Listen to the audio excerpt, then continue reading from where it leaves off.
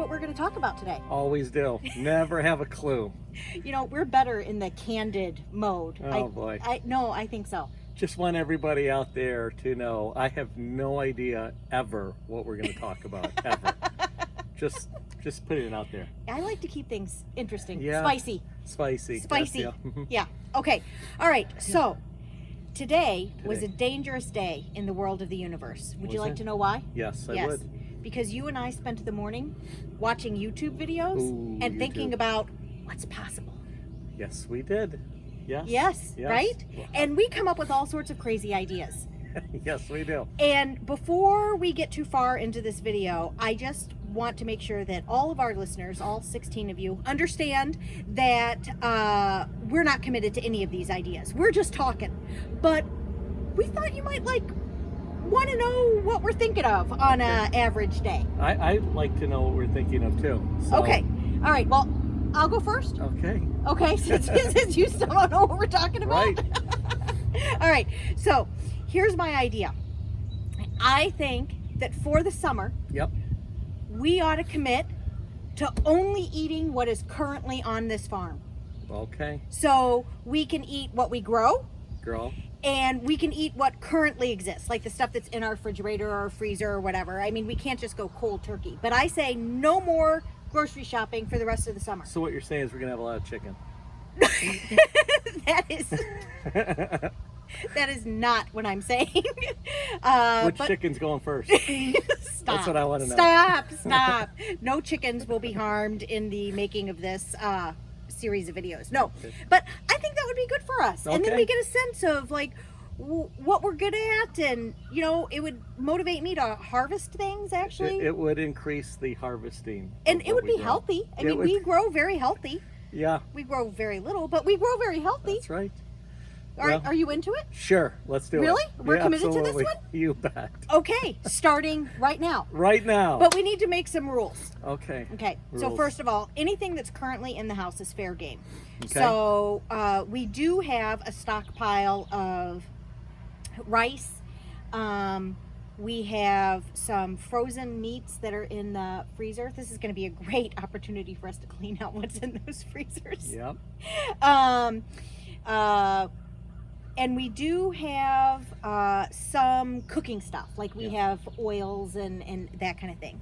I think one exception should be is that I should be able to continue to buy either olive oil or like we use a lot of imperial margarine. I just think that that'll make the cooking process easier. Definitely. So I'd like to make an exception for oils and margarine. And spices. And spices. Excellent point. Yes, we Yep. need to have spices. All right. That seems Are like you in? reasonable. You bet. Seriously? Absolutely. What? Okay. As I say, what could possibly go wrong? How could this not work? All right. So we're in it. All right. So we'll. Okay. Good. Okay. All right. How about you? What were you inspired with today? Come on, give it to the people. Give it to the people. We were watching some YouTube videos on how to further work the land back to sustainability. So as everyone knows, our first priorities have been to remove the invasive species, You mean the predominantly buckthorn. the buckthorn. Yeah. Right. As you look at old aerial photos of this property, which was pasture Yeah, it was land. pasture. Yeah. What do they have out here? Horses? Predominantly horses. Yep, that was the big grazing animal. But you know, that's what's missing. The deer graze what they can, but they do not graze anything that is from Eurasia, which unfortunately is pretty much all of the biomass that we have in shrub and weeds.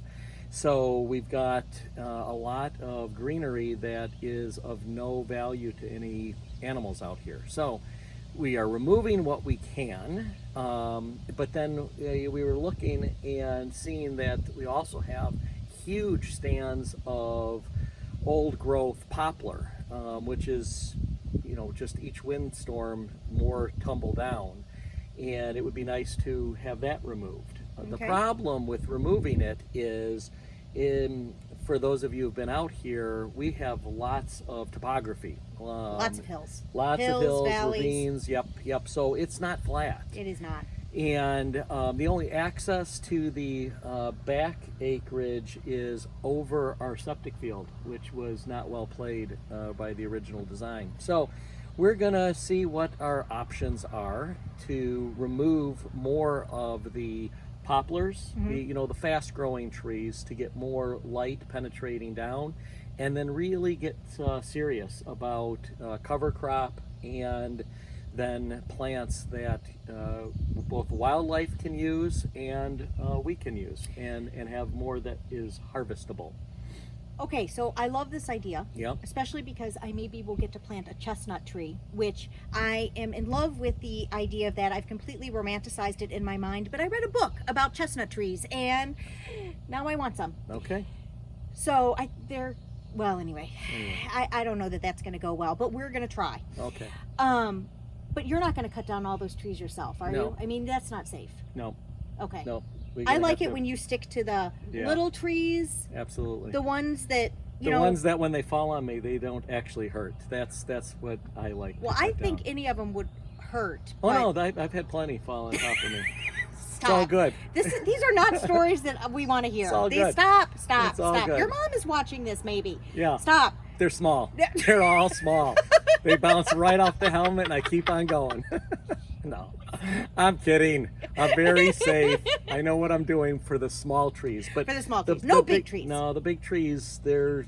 I got to work my way up and actually have someone know what they're doing to come out here and start that process, and I can watch and learn as they go. Okay. So I started today our new mission of only eating what's currently here on the farm. Excellent. So are you starting something today? Like, are you committing to something? No, not at all. Are you even committing to calling a logging company, or? No, I'm gonna delegate that to Lee, so that when I'm on the endless Zoom calls Monday through Friday, you'll be doing that research. So I am committing Lee to do a lot of research at this point. Oh, man. So yeah, I think it's just working out better really and good. better. It's working out well for me. All I have to say is when I feed you your 400th salad, Yep. you cannot complain. I like the salads though. The lettuce that Lee grows is spectacular. I was thinking I have to go out and I have to harvest some lettuce right now because Yes. we're going to a shindig and I'm going to take a fresh salad. Yeah. And so I thought maybe you could come and we could talk about the different varieties of lettuce that we're growing. Okay. Because we got quite a few of them. All right, let's do it. Okay. Okay. All right. So the tip that I have for growing lettuces is to grow lots of different varieties, because one lettuce all the time would be really boring. So I tried to plant a smorgasbord, if you will. Nice. So this is actually not a lettuce. This is spinach. Spinach. And do you see this huge crop?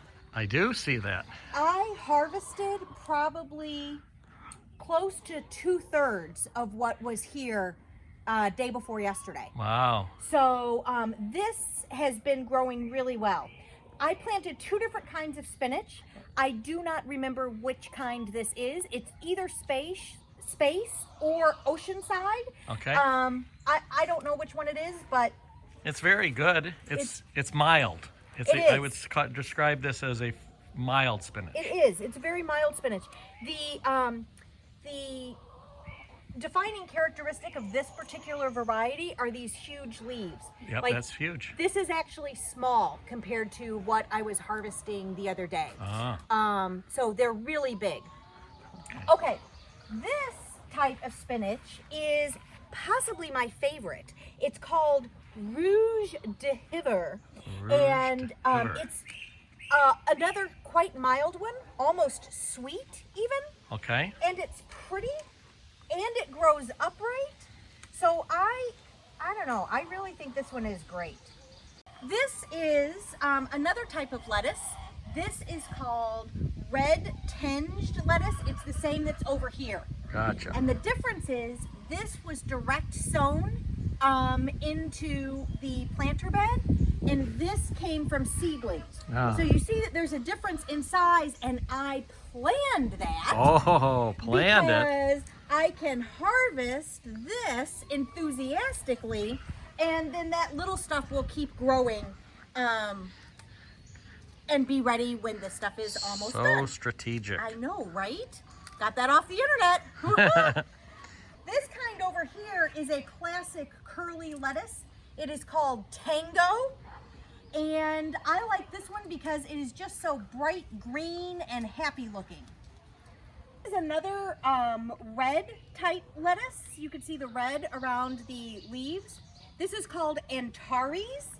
And it's a little bit more bitter tasting than the Rouge de Hiver, but it is not a bitter green. I'm not a fan of bitter greens. I know you like it a little bit more, Steve. Yeah, but I like the one that tastes like wasabi. yeah, I'm not growing that one. No, Oh, yeah. that's a good one. Yeah. Literally tastes like wasabi. A lettuce that tastes like wasabi. It's out there. We don't know what the name is. Yeah, I grew it last year because it came in like a variety pack It was that I got at awesome. like Menards or something. And I don't know what kind it was, but No. it's not any of these kinds. We've lost it. And then the second to last type of lettuce I have here is another pretty one with very pointed kind of leaves.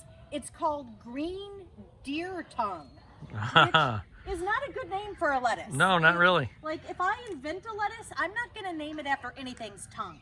I don't think that that's an attractive name, No, not really. but it is a tasty lettuce.